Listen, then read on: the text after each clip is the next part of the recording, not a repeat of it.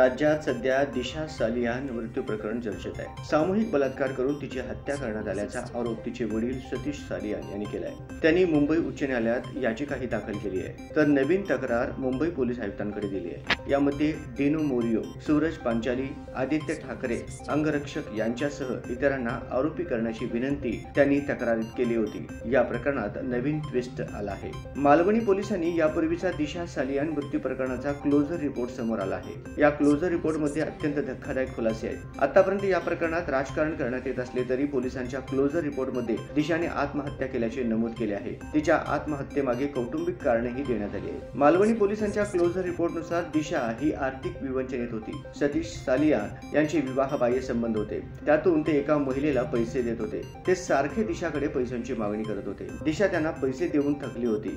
याविषयी तिने मित्रांना सुद्धा सांगितले होते, असे या अहवालात म्हटले आहे। त्यामुळे आता या प्रकरणात सतीश सालियान यांच्या अडचणी वाढण्याची शक्यता वर्तवण्यात येत आहे। मालवणी पोलिसांच्या या क्लोजर रिपोर्टने या प्रकरणाची दिशाच बदलल्याचे बोलले जात आहे।